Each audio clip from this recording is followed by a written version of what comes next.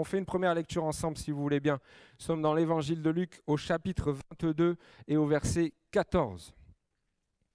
L'heure étant venue, il se mit à table et les apôtres avec lui. Il leur dit, j'ai désiré vivement manger cette Pâque avec vous avant de souffrir, car je vous le dis, je ne mangerai plus jusqu'à ce qu'elle soit accomplie dans le royaume de Dieu.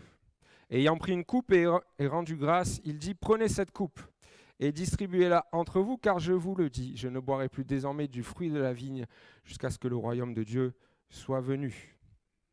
Ensuite, il prit du pain et après avoir rendu grâce, il le rompit et le leur donna en disant, ceci est mon corps qui est donné pour vous, faites ceci en mémoire de moi.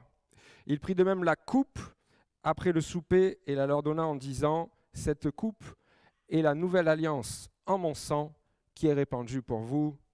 Amen. En passant, je vois que j'ai écrit un peu petit parce que même moi, j'ai du mal à lire. Donc pour la prochaine fois, je vous ferai les versets en plus gros. Bref, on vient de lire dans ce passage le momentum de référence dans l'histoire, celui qui institue pour la première fois ce que nous avons coutume de partager dans nos cultes. La description de ce moment, nous la retrouvons aussi dans les évangiles de Matthieu au chapitre 26 et dans l'évangile de Marc au chapitre 14. Dans les grandes lignes, les récits sont quasiment similaires, à la seule différence que l'évangile de Luc est légèrement plus détaillé. Alors peut-être que vous ne le savez pas, mais ce souci du détail, les commentateurs bibliques l'imputent au fait que Matthieu, avant d'être disciple de Jésus, était collecteur d'impôts pour le compte de l'Empire romain, ce qui impliquait pour lui donc une grande précision dans la tenue des registres et dans les chiffres. Parlons maintenant du contexte de ce moment, si vous voulez bien. Nous nous trouvons vers la fin du ministère que Jésus est venu accomplir et le moment de sa mort est proche. Jésus a parcouru les villes, Jésus a parcouru les villages, Jésus a guéri les malades, Jésus a rendu la vue à des aveugles, Jésus a rendu purs des gens que la religion rendait impurs, Jésus a même ressuscité des morts. Mais Jésus a aussi enseigné. Il a enseigné des foules, il a enseigné et formé ses disciples, il a annoncé le royaume des cieux et il s'est présenté comme celui étant le seul par lequel ce royaume était accessible. Jésus a aussi annoncé à ses disciples à plusieurs reprises qu'il devait mourir. Et il sait que le temps de sa mort est proche. Alors, il remonte à Jérusalem avec ses disciples dans une période qui correspond à la fête de la Pâque juive et à la fête des pains sans levain. Les disciples demandent donc à Jésus, « Où veux-tu prendre le repas de la Pâque ?» Et en réponse, Jésus envoie 2 de ses disciples, Pierre et Jean, en ville en leur disant ceci. « Quand vous serez entrés dans la ville, vous rencontrerez un homme qui porte une cruche d'eau. Suivez-le dans la maison où il entrera et dites au propriétaire de la maison, « Le maître te demande, où est la salle où je mangerai la Pâque avec mes disciples ?» Alors, il vous montrera une grande pièce aménagée à l'étage. C'est là que vous préparerez la Pâque. Amen. Nous sommes dans Luc 22, du verset 8 au verset 12. Et nous l'avons lu au verset 14. Quand l'heure fut venue, il se mit à table avec les 12 apôtres. J'imagine un peu que l'humeur doit être festive. Les disciples sont rassemblés là autour du maître. Mais je pense surtout qu'ils sont loin d'imaginer la tournure, la dimension que ces événements vont prendre. Au verset 15, il nous est rapporté une première parole de Jésus. Jésus va leur dire « J'ai vivement désiré manger cette Pâque avec vous avant de souffrir, car je vous le dis, je ne la mangerai plus jusqu'à ce qu'elle soit accomplie dans le royaume de Dieu. » Ce repas final, ce dernier repas avec les disciples, Jésus l'attendait avec impatience. Et même si eux n'ont pas conscience de l'échéance terrible qui arrive, lui, Jésus, qui est pleinement conscient de tout ce qui l'attend quelques heures plus tard et de tout ce qu'il va subir le lendemain, il prononce ces paroles. « J'ai vivement souhaité célébrer cette Pâque avec vous. » Alors si vous voulez bien quelques instants, nous allons nous attarder sur ce qu'est la Pâque juive, ce qu'elle représentait pour le peuple. Le peuple d'Israël était esclave en Égypte depuis plus de 400 ans. Et Dieu avait suscité un homme pour les libérer. Cet homme, c'était Moïse. Moïse se présente devant Pharaon et lui parle de la part de Dieu et lui dit « Laisse aller mon peuple ». Mais Pharaon ne voulut pas laisser partir le peuple d'Israël. Alors la main de Dieu s'appesantit sur Pharaon et sur l'Égypte et le pays est frappé de catastrophes phénoménales. Les eaux du Nil changeaient en sang, les grenouilles, les sauterelles et bien d'autres plaies jusqu'à arriver au compte de 9. Pourtant, Pharaon reste inflexible. Alors il y en aura une 10e, où la main de Dieu va frapper, la dernière fois où la main de Dieu va s'appesantir, celle qui déclenchera la libération d'Israël et qui consisterait dans la mort de tous les premiers-nés en une nuit, en un instant. Et pour que le peuple d'Israël ne soit pas touché par ce fléau, cette nuit-là, Dieu va instaurer la Pâque, qui consiste à sacrifier un agneau, à récupérer son sang et à l'utiliser pour recouvrir les montants de la porte de chaque maison du peuple d'Israël, ainsi que la porte de chaque maison du peuple d'Israël. Et c'est parce que cette marque de sang est venue identifier les maisons de chaque enfant d'Israël que la mort ne va pas toucher le peuple de Dieu. Par contre, tous les premiers-nés égyptiens vont succomber dans cette nuit-là. Et Pharaon va décider de laisser partir le peuple d'Israël. C'est cet événement-là que commémoraient les Juifs le jour de la Pâque. C'est cette Pâque que Jésus va prendre avec ses disciples. Néanmoins, Jésus sait que la Pâque juive n'est que la préfiguration de ce qu'il va subir et de ce qu'il va accomplir. C'est d'ailleurs pour cela qu'il dit à ses disciples que la véritable Pâque n'est pas encore accomplie dans le royaume de Dieu. Lorsqu'il dit « Je ne la mangerai plus jusqu'à ce qu'elle soit accomplie dans le royaume de Dieu ».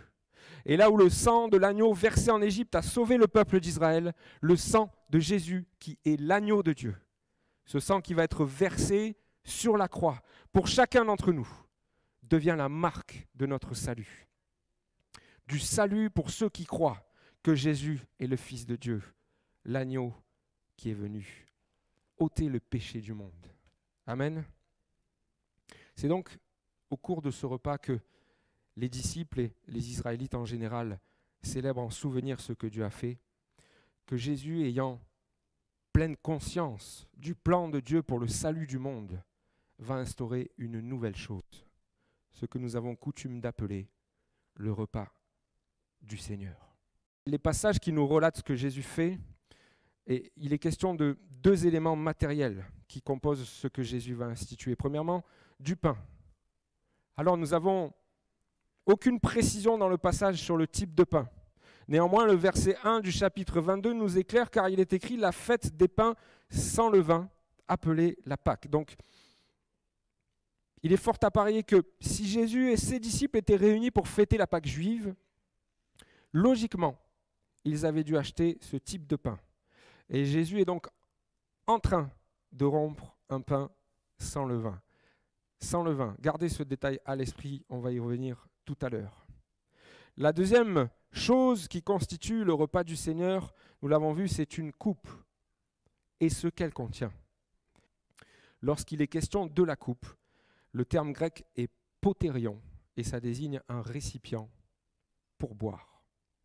L'important pour nous ce matin est de se rappeler que la Bible nous parle d'une coupe lorsque Jésus a institué le repas et qu'il est fait référence à ce qu'elle contient du fruit de la vigne, c'est-à-dire le raisin.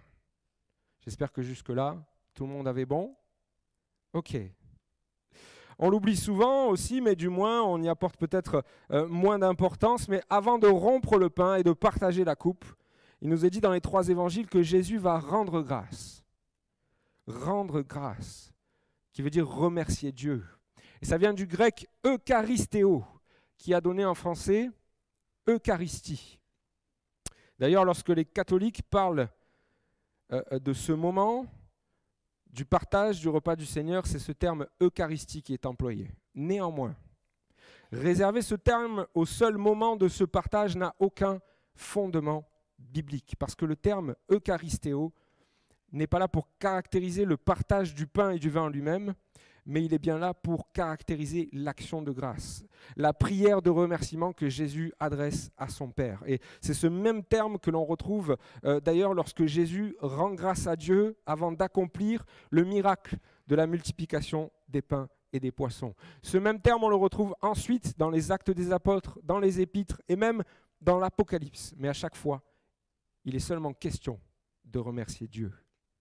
Donc, ériger le terme d'Eucharistie au rang liturgique ou sacré n'a aucun fondement biblique.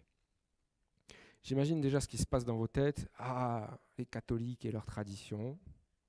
Et oui, on aime bien, nous, évangéliques, attaquer les catholiques sur ce terrain-là, surtout lorsque l'on défend notre foi et notre vision de la vie chrétienne.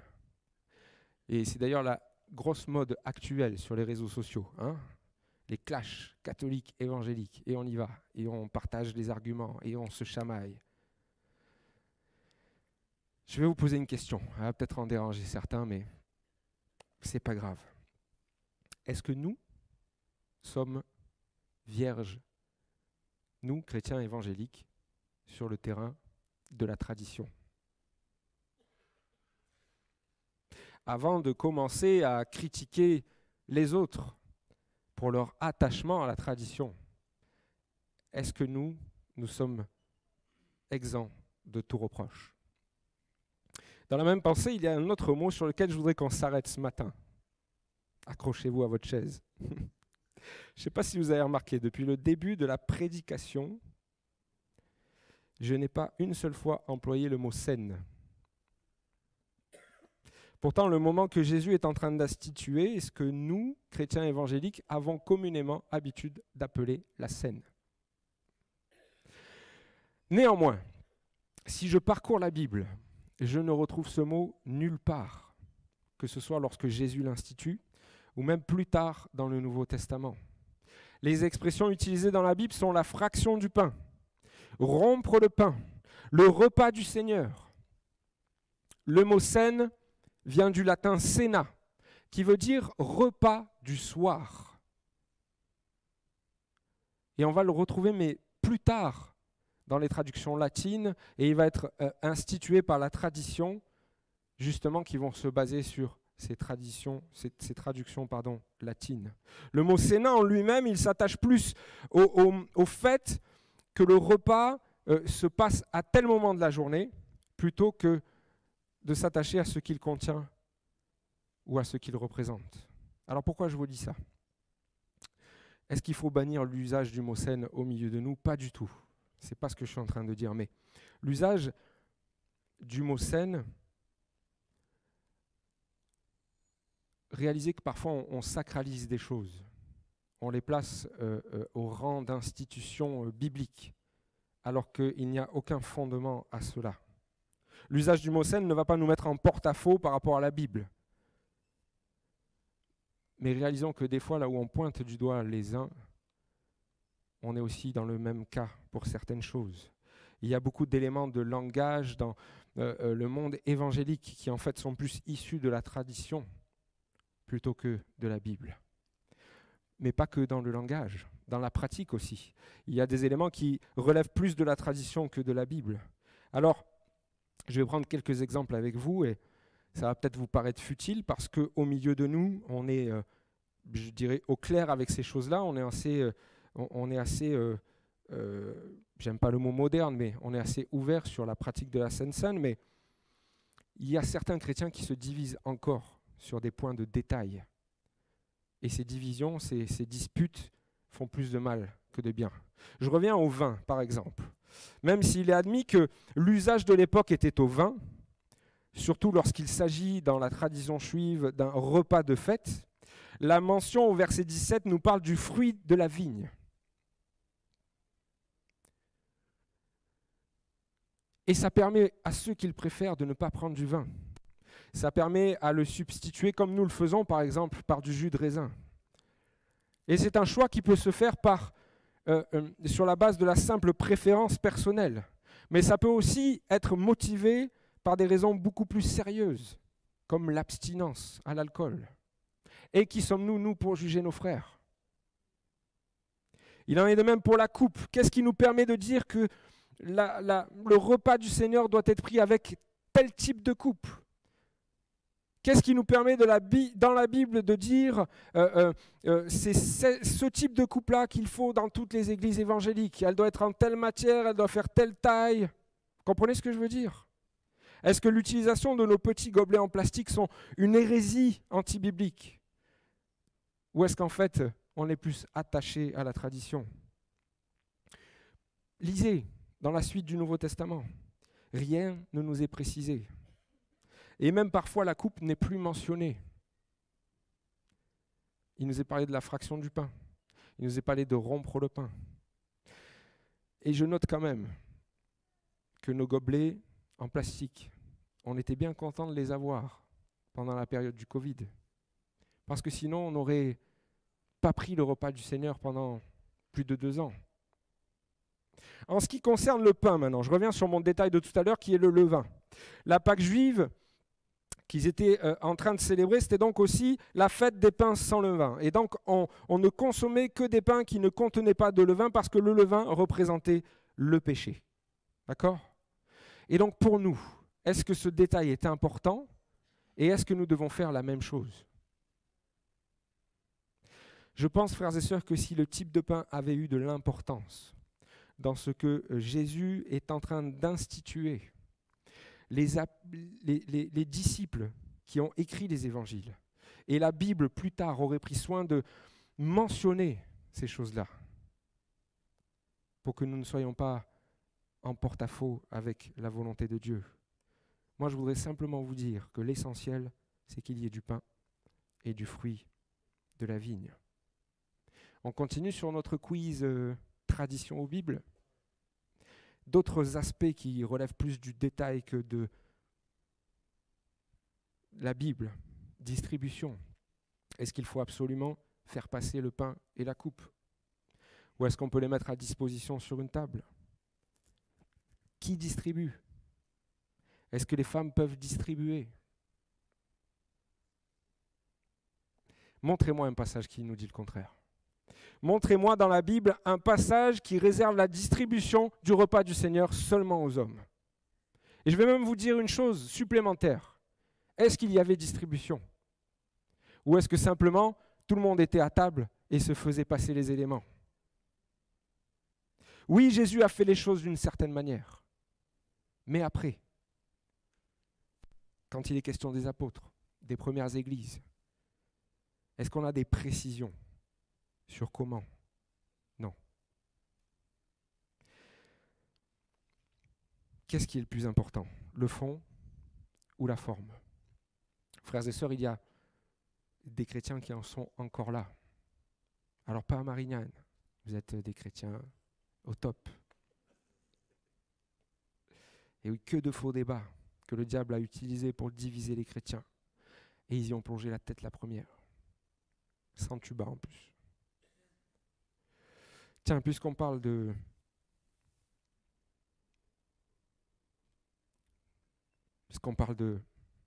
choses sérieuses, je voudrais qu'on puisse s'attacher maintenant à la dimension spirituelle du repas du Seigneur.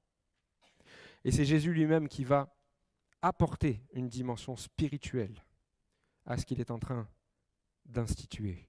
Pour ce faire, Jésus va assimiler chaque élément à lui-même, à sa personne et à ce qu'il va accomplir le lendemain sur la croix. Le pain pour lequel Jésus dit « Ceci est mon corps ». L'évangile de Luc apporte la mention supplémentaire qui est donnée pour vous. Le vin pour lequel Jésus dit « Ceci est mon sang », pour lequel chaque évangile nous apporte des éléments complémentaires. Marc nous parle du sang de l'alliance qui est répandu pour plusieurs. Entre parenthèses, on n'ira pas tous au paradis. Le sang de l'alliance est répandu pour plusieurs et pas pour tous. Je vous dirai comment entrer dans cette alliance plus tard. Matthieu fait la même retranscription et y ajoute que le sang de l'alliance est répandu pour la rémission des péchés. Luc nous parle de la coupe dont Jésus dit « Cette coupe est la nouvelle alliance en mon sang qui est répandue pour vous. » En prononçant ces paroles, Jésus érige ce qu'il est en train d'instituer au rang de symbole spirituel. Lorsque nous prenons le pain et le vin, nous prenons deux éléments qui symbolisent le corps de Christ, qu'il a choisi lui-même de donner en sacrifice. Et nous prenons le sang de Christ qui est répandu pour plusieurs, pour la rémission de nos péchés. Nous reconnaissons surtout la valeur, la portée du sacrifice de Jésus à la croix et les conséquences spirituelles que cela entraîne pour ceux qui acceptent Jésus comme le Messie. Amen. Par son sacrifice, Jésus prend la place de chacun de nous, nous qui étions destinés à une mort certaine à cause du péché qui était attaché à nos vies. Par l'effusion de son sang, nous obtenons le pardon de nos péchés.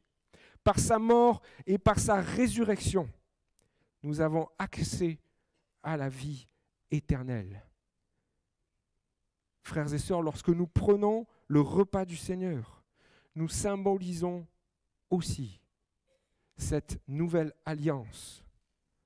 Une alliance que Dieu souhaite faire de manière personnelle avec chacun d'entre nous par l'intermédiaire de son Fils Jésus.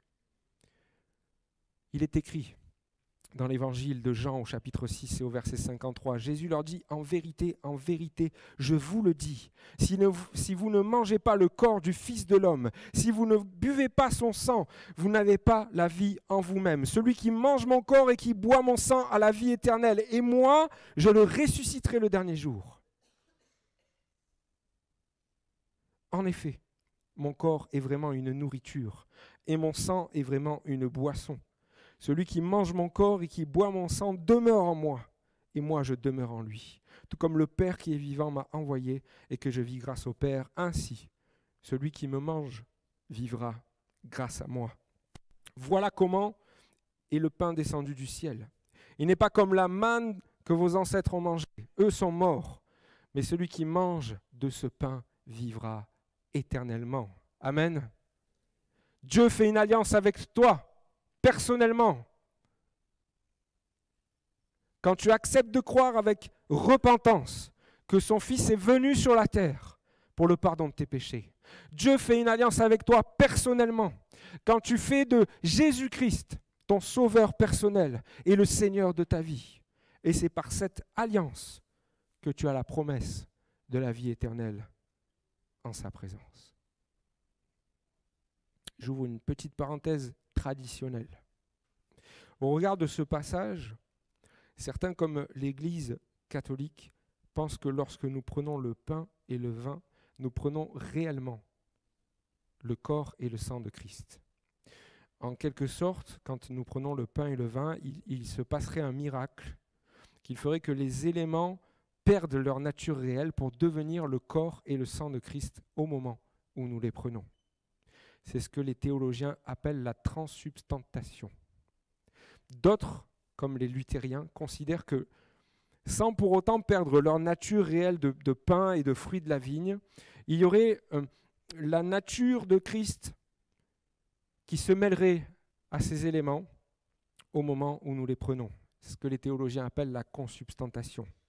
C'est d'ailleurs à cause de cela que la tradition a accolé l'adjectif sainte au mot saine et que l'usage fait que nous parlons de sainte saine parce que ces théologiens considèrent que comme dans la nature de Christ qui est saint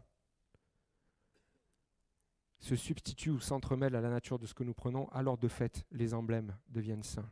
Alors je ne veux choquer personne, mais encore une fois, on est plus du domaine traditionnel que du domaine biblique. Parce qu'il n'y a aucun passage dans les Écritures qui institue la scène comme sainte. Il n'y a aucun passage dans les Écritures qui me permet d'élever au rang de saint le pain et le vin que nos frères et sœurs ont préparé ce matin. Qu'est-ce qui est saint ? Ce que nous prenons ? Ou plutôt celui qu'il représente, Jésus ? Ne nous y trompons pas, frères et sœurs, le pain et le vin sont bien des symboles. qui nous permettent de nous souvenir de ce que Jésus a accompli. Et c'est la Bible qui nous oriente sur le côté commémoratif, sur le côté mémoriel que Jésus lui-même a voulu pour la scène, quand il dit « Faites ceci en mémoire de moi ». La scène n'est pas là pour son caractère prétendu saint, mais elle est instituée pour nous servir de souvenir. Je ne deviens pas saint en prenant le repas du Seigneur. Ne croyez surtout pas cela, frères et sœurs. Je n'entretiens pas non plus ma sainteté en prenant le repas du Seigneur. 1 Pierre 1,16 reprend le Lévitique 26 où Dieu dit « Vous serez saints car je suis saint ». Et les moyens de la sanctification, c'est Dieu lui-même, c'est son esprit, c'est sa parole écrite, mais aussi sa parole incarnée, Jésus-Christ. Je referme ma parenthèse. Si Jésus a donc voulu que ce partage se perpétue après lui, en disant « Faites ceci en mémoire de moi », eh bien, force est de constater que les disciples ont obéi à son commandement. Dans les actes, nous pouvons voir que dès le début de l'Église primitive, ce que le Seigneur a établi a perduré. Dans l'Église de Jérusalem, par exemple, dans Actes 2, 41, il est écrit « Ils persévéraient dans l'enseignement des apôtres, dans la communion fraternelle, dans la fraction du pain et dans les prières. » Puis Actes 2, 46 nous dit « Chaque jour, avec persévérance, ils se retrouvaient d'un commun accord au temple. Ils rompaient le pain dans les maisons. » Ensuite, dans l'église de Troas, Acte 27, le premier jour de la semaine, nous étions réunis pour rompre le pain. Ensuite, les épîtres nous montrent non seulement que les églises ont été enseignées dès le commencement concernant la scène, mais on voit que Paul reprend même les chrétiens sur leur pratique de la Sainte Seine et vient en préciser d'autres significations de ce qu'elle est et de ce qu'elle représente. Nous l'avons vu, le repas du Seigneur, c'est un souvenir de son sacrifice. C'est aussi le symbole de la nouvelle alliance. C'est le symbole de la vie éternelle en Jésus-Christ. Mais Paul vient compléter sa signification par deux aspects supplémentaires, mais surtout par une mise en garde essentielle. C'est ce que nous allons voir maintenant. Par la prise de la Sainte Seine. De la scène, du coup. Vous voyez, même moi, à l'usage, il a du mal à se détacher. Nous ne faisons pas que nous remémorer la mort de Jésus, nous annonçons aussi sa résurrection et son retour glorieux. 1 Corinthiens 11, 26 nous dit « Car toutes les fois que vous mangez ce pain et que vous buvez cette coupe, vous annoncez la mort du Seigneur jusqu'à ce qu'il vienne. » Oui, la prise de la Sainte Seine nous amène à nous rappeler le sacrifice de Jésus, les souffrances qu'il a endurées à cause de nos péchés. Mais la prise de la scène est aussi un sujet de réjouissance, frères et sœurs. Parce qu'en l'apprenant, nous annonçons qu'il va revenir. Et s'il revient, c'est parce qu'il a pris la victoire sur la mort et qu'il est ressuscité le troisième jour. Amen. Paul définit un second aspect. En parlant de la scène, il nous dit que la scène est un symbole de communion, non seulement avec Christ, mais c'est aussi un symbole de communion pour l'Église. 1 Corinthiens 10, 16 nous dit « La coupe de bénédiction que nous bénissons, n'est-elle pas la communion au sang de Christ? Le pain que nous rompons n'est-il pas la communion au corps de Christ? Puisqu'il y a un seul pain, nous qui sommes plusieurs, nous formons un seul corps, car nous participons tous à un même pain. Voyez les Israélites selon la chair, ceux qui mangent les victimes, ne sont-ils pas en communion avec l'auteur? L'idée d'unité et de communion avec Dieu à travers la consommation d'un sacrifice, elle était très forte dans le judaïsme, d'où la référence dans le passage qu'on a lu aux Israélites. Et Paul fait le parallèle entre cette idée et la communion que nous gagnons avec Jésus, qui a servi de sacrifice lorsque nous prenons le repas du Seigneur. Et non seulement notre participation à un seul pain nous unit à Christ, mais elle nous unit aussi entre frères et sœurs, car nous devenons un seul corps, c'est ce que nous avons lu. Et petite parenthèse, pour moi, ça exclut de fait l'idée de prendre la scène à la maison par écran interposé. Si le sujet vous tente, vous allez sur YouTube. Je crois qu'il y a une vidéo de Laurent là-dessus. C'était pendant le confinement. Peut-on prendre la scène à la maison? Je crois que ça s'appelle. Donc, Nous sommes en communion avec Christ. Nous sommes en communion avec nos frères et nos sœurs. Sur le papier, c'est merveilleux. Amen. Mais ça implique que si tu prends la scène avec sincérité de cœur, avec la pleine conscience de tout ce que ça représente, tu n'as aucun problème en matière de communion fraternelle. Qu'est-ce qu'on a lu tout à l'heure? Il persévérait dans l'enseignement, dans la communion fraternelle et dans la fraction du pain. On pourrait se faire une prédication toute entière sur le sujet, mais rapidement. Est-ce que tu as de l'amour pour tes frères et tes sœurs? Tous tes frères et toutes tes sœurs. Je vous donne un indice, si vous n'êtes pas sûr de la réponse. Ne serait-ce que dire bonjour, c'est déjà un bon début. Est-ce que tu as pardonné? Ou est-ce que tu as demandé pardon à ton frère, à ta sœur? Est-ce qu'il y a de la bienveillance dans ta relation avec les autres? Est-ce que l'intérêt de l'autre passe avant le tien? Et je pourrais multiplier les exemples encore. Mais c'est peut-être le moment ce matin pour toi, mon frère, ma sœur, de rentrer dans cette dimension pleine et entière de la communion fraternelle telle que la Bible nous y invite. Sinon, à quoi bon prendre le repas du Seigneur? Communion avec Christ, mais aussi communion avec les frères et avec les sœurs. Dernier point pour nous. On le trouve dans 1 Corinthiens 11, 27.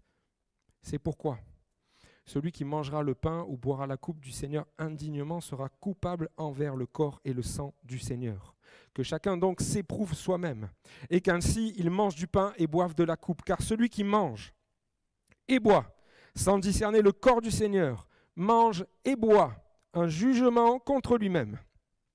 C'est pour cela qu'il y a parmi vous beaucoup d'infirmes et de malades, et qu'un grand nombre sont morts. Si nous nous jugions nous-mêmes, nous ne serions pas jugés. Mais quand nous sommes jugés, nous sommes châtiés par le Seigneur, afin que nous ne soyons pas condamnés avec le monde. Ce dernier point va nous permettre de nous arrêter sur la question: qui peut prendre la scène? Alors on a coutume de dire, avant chaque partage du repas du Seigneur, qu'il est réservé à ceux qui se sont engagés avec le Seigneur et qui sont baptisés d'eau à l'âge adulte. Une telle formule ou recommandation n'est pas explicitement inscrite dans la Bible. Elle est néanmoins implicite si nous nous référons au passage qui parle du Seigneur, du repas du Seigneur, pardon. Quand Jésus l'institue, il prend ce repas avec ses disciples. Quand les Actes nous en parlent, il est question de chrétiens. Par exemple, dans Actes 2, 41, il nous est dit que ceux qui persévéraient dans la fraction du pain sont appelés disciples. Quand les Épîtres nous en parlent, c'est pareil. Et Paul ensuite s'adresse aux chrétiens de l'église de Corinthe, qui sont donc eux aussi des disciples de Jésus. Un disciple de Jésus, c'est quelqu'un qui l'a accepté comme le Messie. C'est quelqu'un qui marche en nouveauté de vie. C'est quelqu'un qui suit ses commandements, parmi lesquels se faire baptiser. Sur ce point-là, on est au clair. Mais que signifie cette mise en garde de Paul lorsqu'il parle de prendre la scène de manière indigne? La traduction Parole de vie nous dit prendre le repas du Seigneur sans respect. Le terme grec, c'est anaxios. Le souci, c'est qu'il n'y a pas de sens caché dans ce mot-là. Ça veut dire indigne. Et il veut bien dire ce qu'il veut dire, mais en plus, le terme, je le retrouve nulle part ailleurs dans la Bible, donc je ne peux pas comparer ou faire de parallèle. Néanmoins, la suite du passage nous éclaire un peu plus. Celui qui mange et qui boit sans discerner le corps du Christ mange et boit un jugement contre lui-même. Et si prendre le repas du Seigneur, c'était être en pleine conscience de tout ce que ça représente. Je ne prends pas le vin et le pain par habitude. Je ne prends pas le pain et le vin par tradition. J'ai pleinement conscience que je suis en train de répondre à un commandement du Seigneur. J'ai pleinement à l'esprit que je suis en train de manger et boire des éléments qui représentent le corps et le sang de Jésus, qui a été crucifié et qui est mort pour moi. J'ai pleinement conscience aussi de tout ce que ça implique spirituellement, tous les aspects que nous venons de voir, le souvenir de la souffrance, l'alliance que j'ai faite, l'annonce de son retour, la communion avec lui, mais aussi avec mes frères et avec mes sœurs. Et si tout ça, je ne le réalise pas, je ne l'apprends pas dignement. Paul parle aussi de s'éprouver soi-même, s'examiner soi-même.